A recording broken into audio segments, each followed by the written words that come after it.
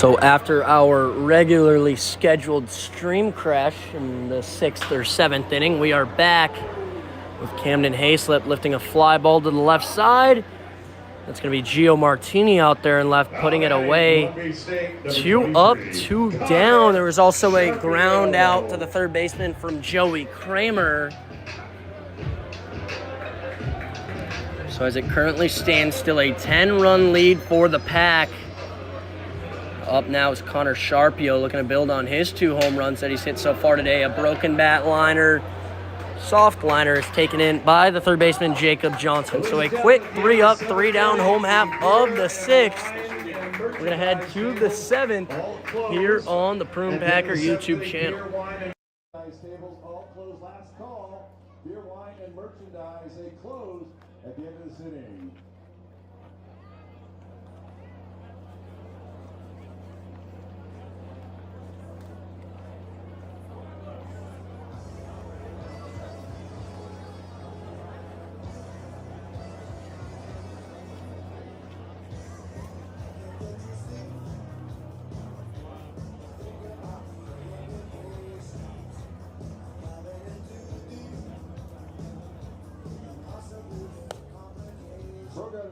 Last pitcher that the Prune Packers had on the mound.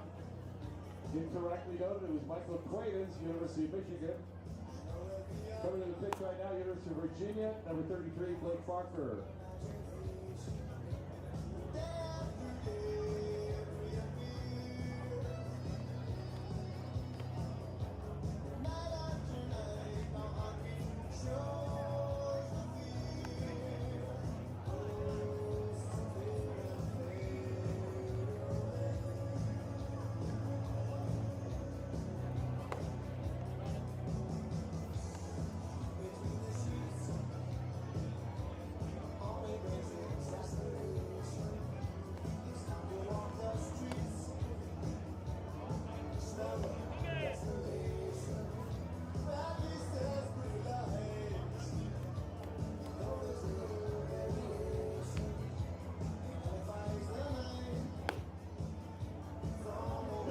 Top of the 7th inning for the Kings. Center fielder 24, Carter Stout.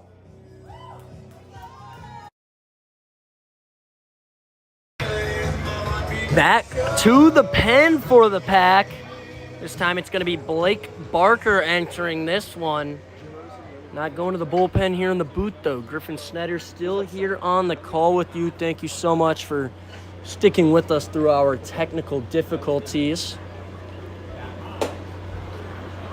So Barker out of the University of Virginia is making his 3rd appearance of the summer. No record but a save to his name. 3 1/3 with a 2.7 ERA, 3 strikeouts and 1 walk for the left-hander out of Chardon, Ohio.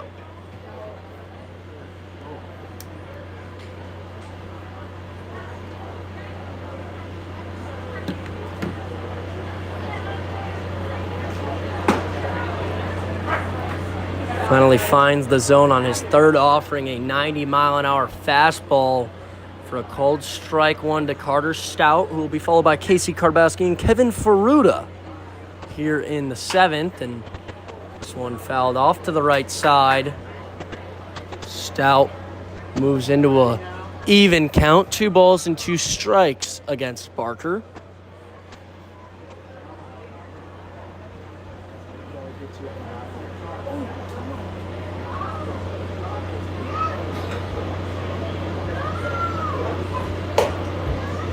On the fastball up to 91 there, but it misses to the arm side and upstairs as the count goes full. Stout is 0 for 1 today, walked in the 2nd, struck out in the 5th. Full count pitch from Barker, paints the corner of the zone with the heater. Going down looking is Stout for the first out of the 7th, and Prune Packer pitching just continues to rack up the strikeouts. That's their 9th as a group through just 6 1/3 innings of work. So over half of the outs come in via strike 3. Blakely with a little bit of a pick there on Barker's pitch in the dirt.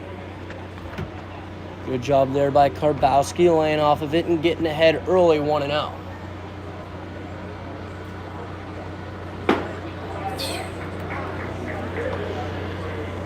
Karbowski doesn't hold up on that one, and the count goes even at a ball and a strike.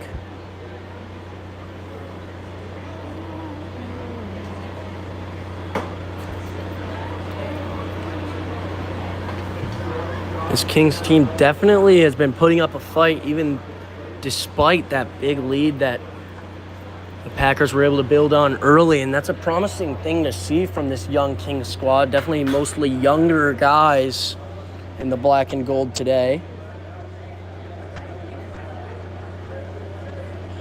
Plenty of guys uncommitted, plenty of players just graduating high school, maybe just spent their freshman season redshirting at a college.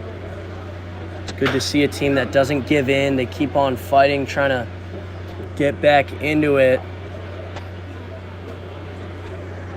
Does look like another defensive change was made, I see, as that ground ball was pulled foul. Boehm's over at first, Sulks at third, and looks like Jake Tatum has entered the game at second base on the infield. So the changes continue for the Packers lineup. Blakely unable to hold on to the 2-2, and the count goes full.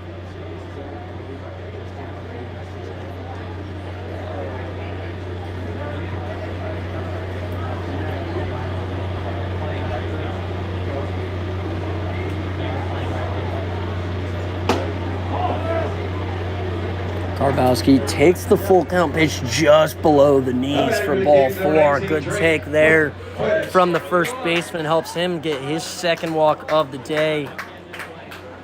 It's going to bring up a pinch hitter in the 9 spot in the DH role. It's going to be Drake Poitras, another one of those guys who are uncommitted, but staying locked in, prepared to enter this one here in the later goings.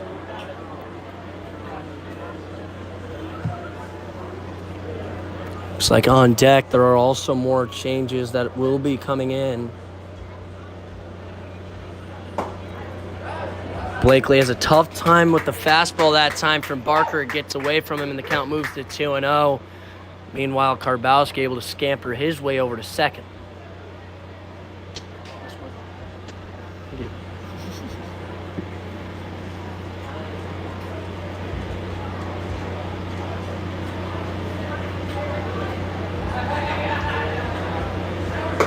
Barker's 2-0, gets the called strike on the outside part of the plate with the 90-mile-an-hour heater. Barker been in the low 90s with the fastball, tries to work the fastball-slider combo for the most part, mainly a 2-pitch mix for the University of Virginia Cavalier. That fastball, though, doesn't find the zone at 91.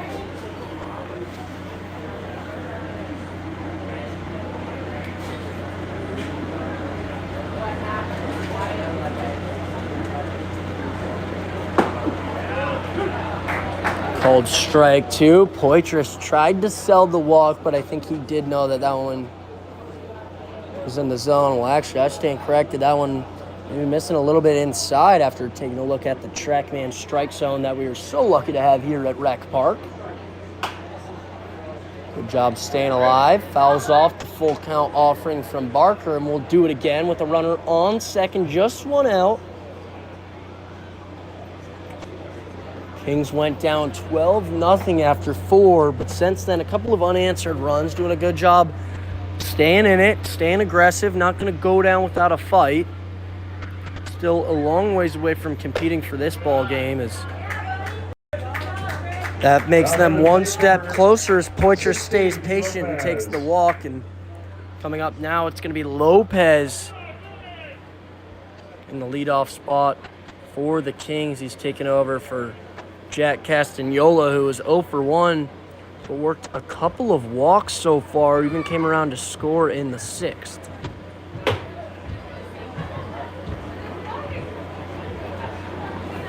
So Barker, through 3 batters, struck out the first one in stout, but since then a couple of walks. So his stuff has been good. Just got to find the command of it and get it into the strike zone. He's having more trouble with that here against Lopez. Misses upstairs a couple of times in the count now, 2-0.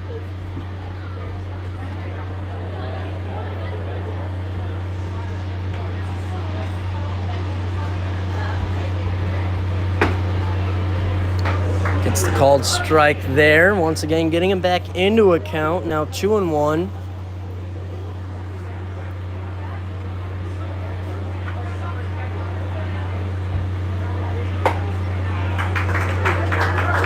Continues to stay in the zone. That's what you want to see from Blake Barker. If you're the Packers coaching staff or Barker himself, you want to get into the strike zone as much as possible. This one fouled back by Lopez. Count is even at 2 balls and 2 strikes.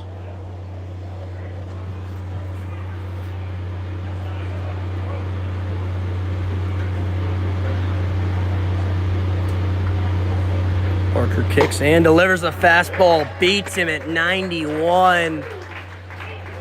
That's what I was talking about just a moment ago when he gets the fastball into the zone and establishes it. It's very tough for these hitters to pick up on, and see if maybe this time against Aikawa he can do it early in the count, not fighting back from the deficit of something like a 2-0 count. That is exactly what he does, the 90-mile-an-hour fastball in there for called strike 1.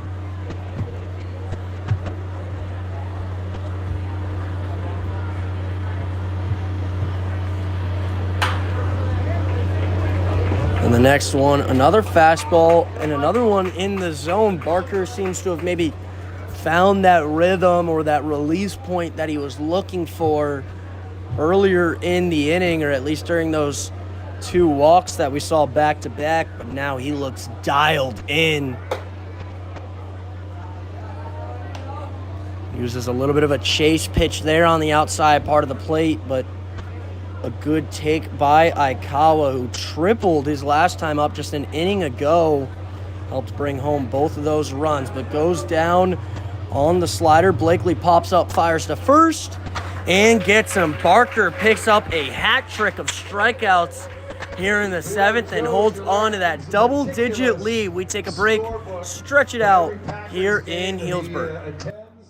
Possibly, we can ask him if he could maybe put that scorebook down for just a second and wander over here and maybe lead us in a little take me out to the ball game. Joe, is that okay? You're all right with that?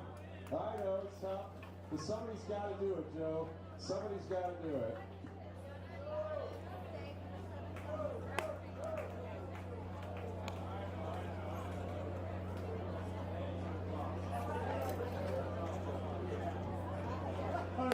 Everyone standing, everyone up. There are people who are not standing. That's better. Okay, stretch. And take me out to the ball game. Take me out with the crowd. Buy me some peanuts and Cracker Jack. I don't care if I ever get back. Root for the Packers. Don't win, it's a shame. For it's 1, 2, 3 strikes, you're out at the old ball game.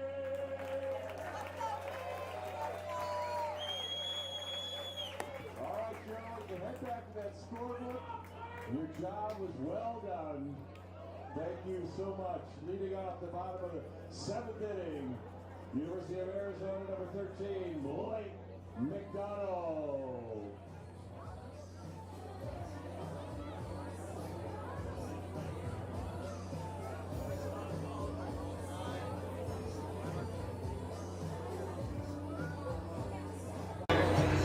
The home half of the 7th underway here in Healdsburg. Blake McDonald will lead things off for the Pack and takes a breaking ball to start for ball 1. McDonald today currently 1 for 3, a single to right, would later come around to score in the 2nd. Since then, a couple of outs in the air, want to pop up on the infield in that same long second inning, and then a fly out to deep center in the fourth as he once again leaves the breaking ball, but this time for a called strike, and French does a good job working his way back into it. A 2-ball, 1-strike count. McDonald a ground ball. Aikawa gathers on the forehand, and he gets him. For the Prune Packers from Texas. Solid defense there from the likes of Michael Aikawa. Does a good job opening up, fielding that one, and getting McDonald over at first.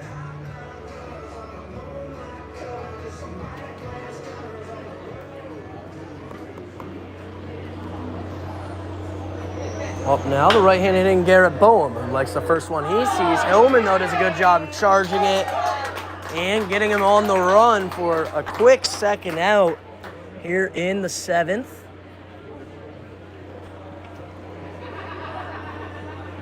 Now coming plate number 3, Jonas Salk.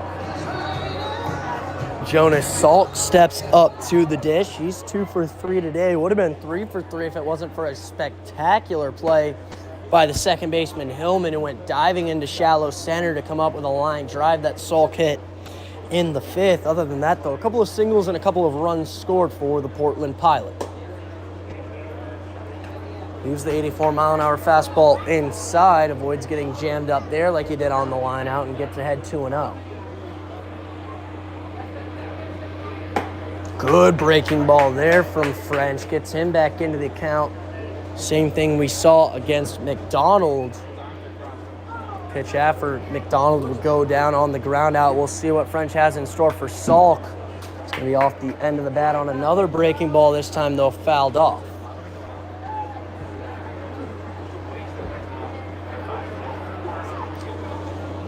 An even count, 2 balls, 2 strikes with 2 out here in the home half of the 7th. The Packers currently leading by 10. Kings, though, have done well to quiet the offense. Salk, a cue shot off the end of the bat that French is able to take care of himself and get Salk over at first. A 3-up, 3-down inning on 3 ground balls will take us to the 8th. 2 innings remain here in Healdsburg. Whoever has a birthday today, happy birthday. Really appreciate it. Fantastic.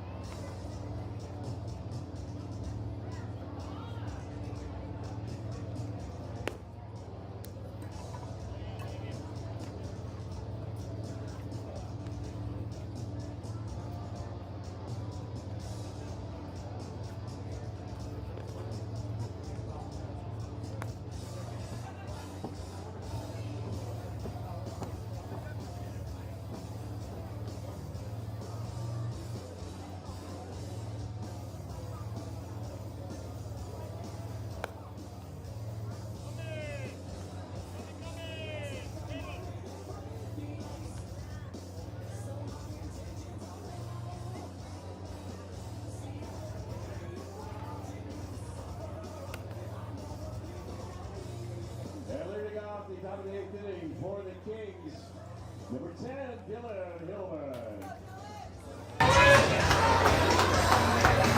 Here in the top of the 8th, Dylan Hillman, Brandon Clisby, and Jacob Johnson all due up for the Kings, and decided to pull up the PEL scoreboard, take a little look around the league, the goings-ons of the other teams besides the Pack, and right now Lincoln trails Medford up in Oregon by a score of 5-4 in the 4th inning. So an early action-packed close one there between 2 of the PEL squads, and then another PEL matchup between the PEL West Coast Kings, the team that does play the league games, and the Humboldt Crabs. Is this one grounded by Hillman to Salk at third, which takes Boehm off the base, and he's not able to come up with it. So Hillman reaches on an error by the third baseman Salk on the throw. But that 0-0 scoreless tie between the Kings and Crabs is currently only in the bottom of the third, so I expect that action to pick up eventually.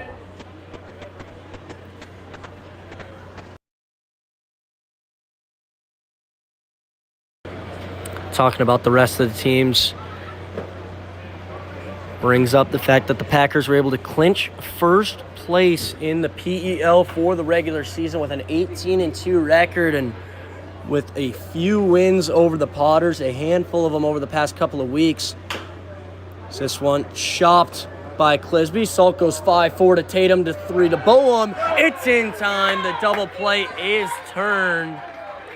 But I was mentioning those standings between the two, or at least between the Packers and Potters. The Packers picking up a lot of big wins, went from 4 games up on the Potters to 8 games, and there are not enough games remaining on the PEL schedule for anybody to catch the Pack. 18-2, just so impressive in league play. But those battles elsewhere for positioning that will eventually come up in the PEL playoffs that will span that first week of August. Championship slated to end on the 5th.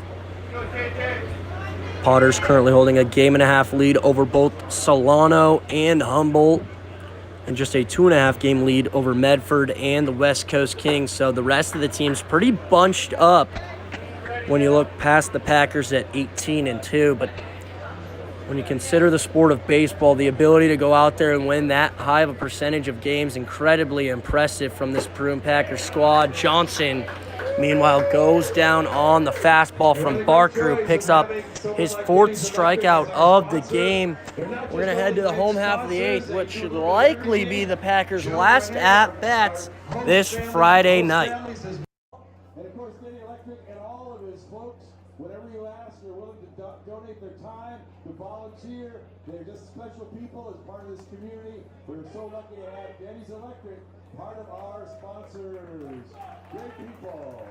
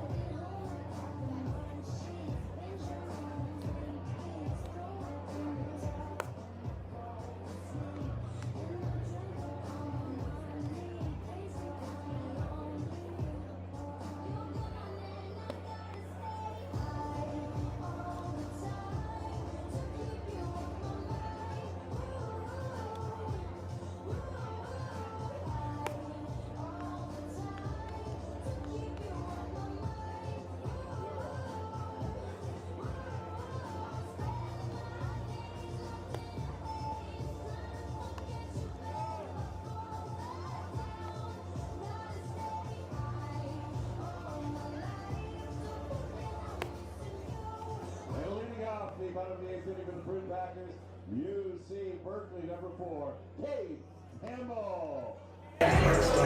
Cade Campbell leading off for the Pack in the 8th. The home half should be, or at least is likely to be, the Packers' last ups of this one. With that 10-run lead, just 3 outs away from sealing the deal in the next half inning, that top of the 9th that is looming. But real quick, want to talk about French. The pitcher for the Kings today has been great. Currently working on 4 1/3 innings of work. He's only given up 2 hits, 1 run to go along with 2 strikeouts. And it's a lot of work. Well, not a lot of runs with that low of a strikeout number, but it seems to be a good formula for success against this Packer lineup at times, where you're just more so pitching to weak contact rather than going for strikeouts, because that's when those mistakes happen. That's when the Packers take you for a ride. That's when they'll leave the ballpark. But French has done a great job keeping the offense quiet. Just 1 pitch that was kind of left over the middle to Connor Sharpio in the 4th. He was able to make him pay. Other than that, though, he's been great keeping this at just 12 for the Packer offense. It's been 3 scoreless frames in a row, and French looking to make it a 4th.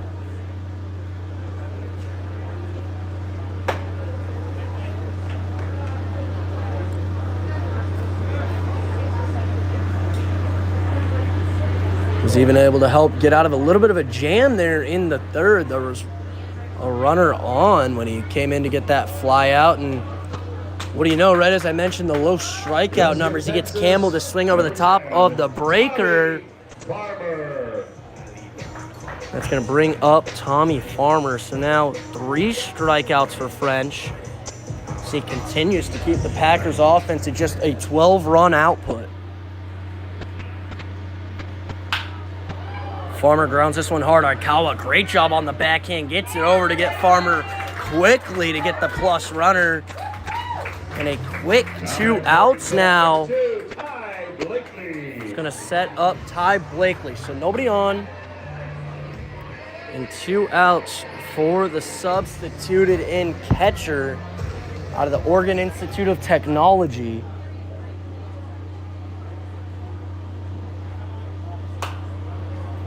Goes after the first one he sees, but he fouls it high and back for strike 1.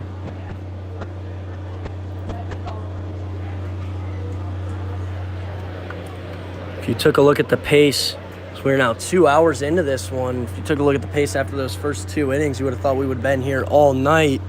But things really sped up, both sides pitching-wise, doing a great job keeping runs from scoring, keeping the innings quick, doing a good job attacking the strike zone. And that's how you get to the 8th inning in a 12-2 ball game in just 2 hours and a couple of minutes and change.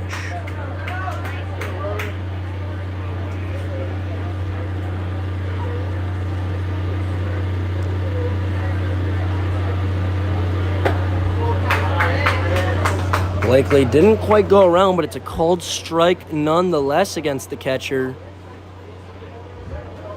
It's now a 2-2 even count for French against Blakely. The pitch, Blakely rolls over it. Johnson, the third baseman, on it to the forehand and makes the throw in time to get him. We head to the final frame in the 9th. It's a 12-2 Prune Packer lead. They're looking to get to 28-3 on the summer. Legacy come to town. Great Saturday night of baseball right here at Prune Packers and Recreation Park.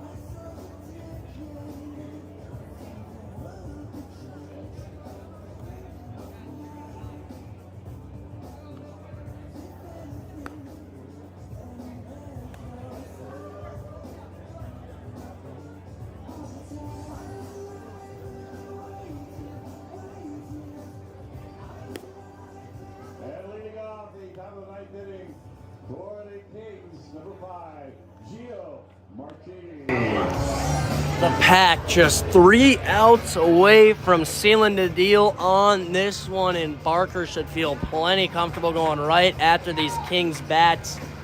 Still got that double-digit 10-run cushion to work with. A 12-2 lead for the Pack, who are looking to get to 28-3 on the season, and then they'll be back again at home tomorrow to take on the Menlo Legacy in some more non-league action. Then mentioned it earlier today, that schedule next week, things really get going Tuesday through Thursday. A road series in Humboldt should be pretty interesting, as that will continue to shake out the rest of the PEL standings and see how well the Packers can continue to play in those games.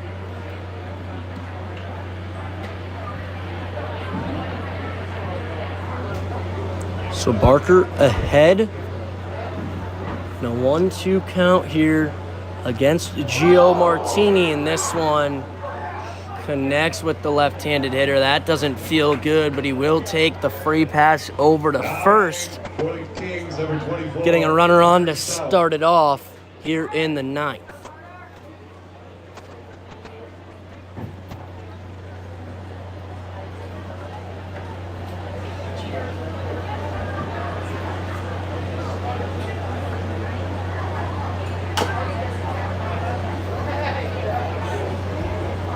Stout up now, who's 0 for 2 today.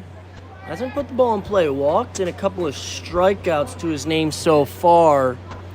See if maybe he can help get the action going here in the 9th with a man on first. For now, though, falls behind 0-2 when he takes the 91-mile-an-hour heater from Barker.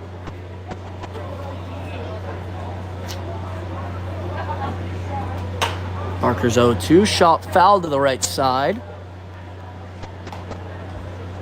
Good job keeping that fastball on the outside part of the plate, but a better job there by Carter Stout to stay alive.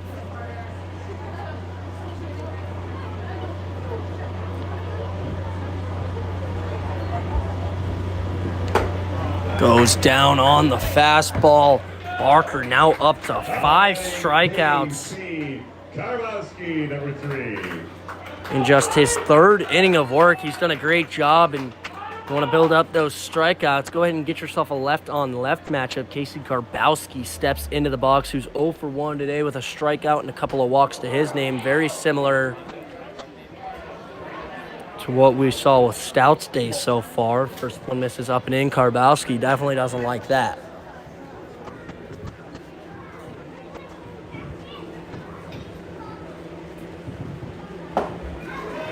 Swings through the 90-mile-an-hour heater from Barker there, and the count goes even at a ball and a strike with 1 out and a runner on first.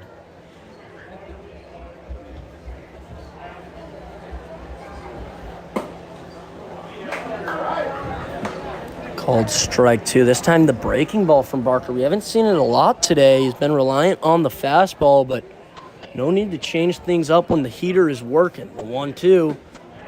There is the heater. Karbowski goes down on strikes as well, and Barker up to 6 strikeouts now on the evening. Looking to make it 7 here against Drake Poitras, who drew a walk against the lefty in the 7th. We'll see what he has in store this time in the matchup.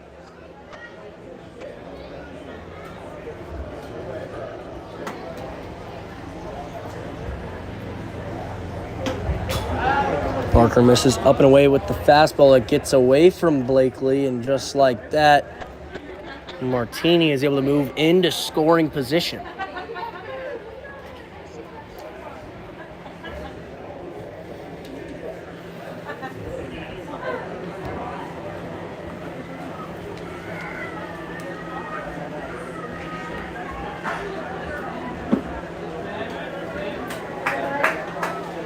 The 1-0 fastball misses in the dirt. Blakely keeps it right there this time, but well into the driver's seat now for Poitras. A 2-ball, no strike count.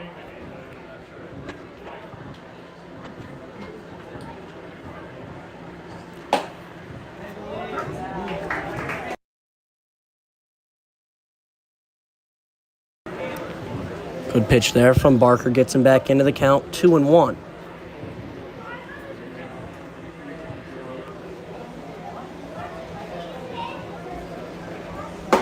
Just going to keep going to that heater in the low 90s, and boy, is it working on the outside corner. Gets the swing and miss from Poitras, and that is going to begin the slow clap from the dugout and the crowd, looking for that final strike to move to 28-3. Barker's pitch, ground ball, left side, foul.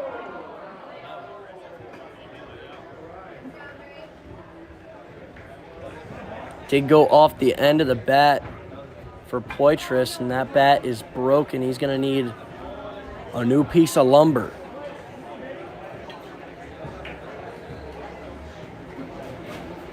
You could tell he was disappointed knowing how late it is in this one. In a 10-run ball game, it's the worst time to break a bat. There's never a good time to break a bat, but definitely Unfortunate there for Poitras. The 2-2 from Barker, the fastball misses downstairs.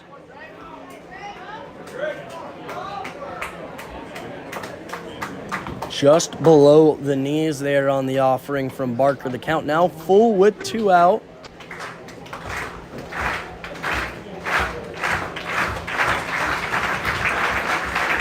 Pitch from Barker. Poitras fouls it off to the right side.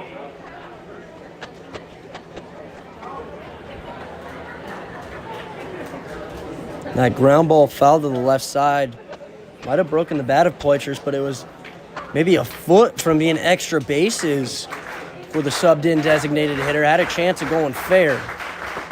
Barker gets him this time with the fastball, freezes him up, and moves to 28-3 on the summer. A 12-2 win. Gets the job done for the Pack. Blake Barker finishing things up with 7 strikeouts to his name. What a game for the Packers. They jumped out in front early and led this one wire to wire. A 12-2 victory. That big 7-run second, 2 home runs from both Connor Sharpio and from Joey Kramer. A great day to follow up clinching that #1 overall seed in Pacific Empire League play. They come out today, take care of business. Blake Barker, excellent on the mound. So was Jaden Alba in his start, 3 innings of work with 4 strikeouts.